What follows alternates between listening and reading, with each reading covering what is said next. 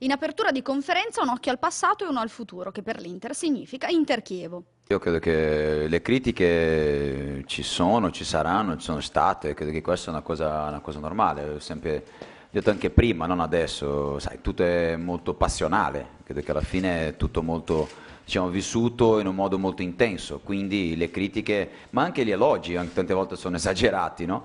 E anche le critiche, diciamo, sono molto, diciamo, su questo profilo, un filo di molta emozione, una cosa a caldo, dopo una partita che sicuramente si vivono tante cose, quindi io ripeto, io non riesco a fare di tutto questo né un dramma né una cosa straordinaria quando vinciamo, io cerco sempre questo equilibrio e è quello che vivo oggi senza nessun problema.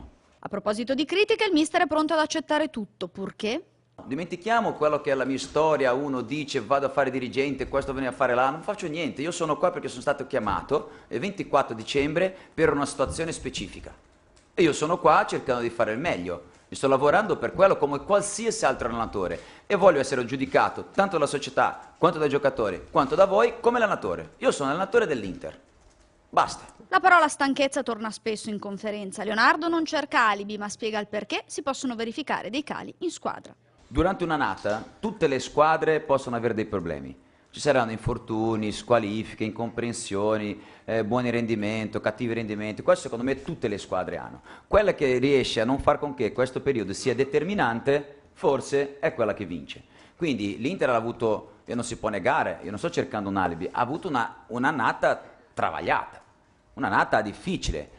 E oggi giudicare i giocatori perché in certo momento possono non avere l'energia o la condizione ideale, secondo me mi sembra illogico, perché se analizziamo tutti questi giocatori, almeno un mese o 50 giorni sono stati fuori. Tutti, per infortuni, tutti i giocatori. E tu avere sempre una stagione tagliata in mezzo, ripartire, arriva un altro allenatore, chiede a loro mille cose, vai, andiamo, dobbiamo recuperare, dobbiamo fare, diventa sicuramente una... Quando tutto va liscio, va tutto perfetto, che tu giochi e recuperi, giochi e recuperi, giochi e recuperi, è già difficile. Immagina con tutto quello che hanno avuto loro.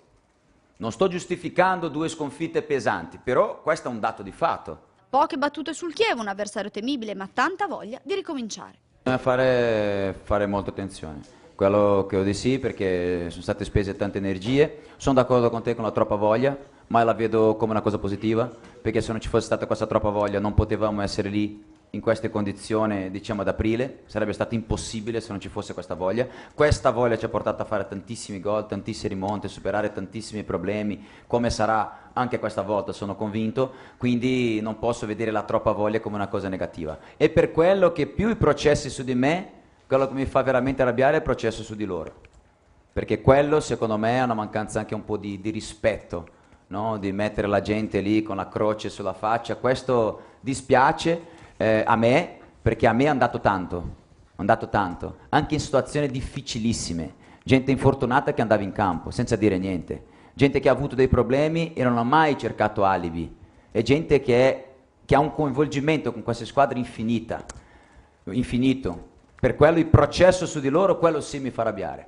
Io credo che sarà una reazione ancora una volta anche di tanta voglia. Io credo che l'ho visto in loro di cercare queste energie che non è facile averle adesso con tutti gli impegni e in salita.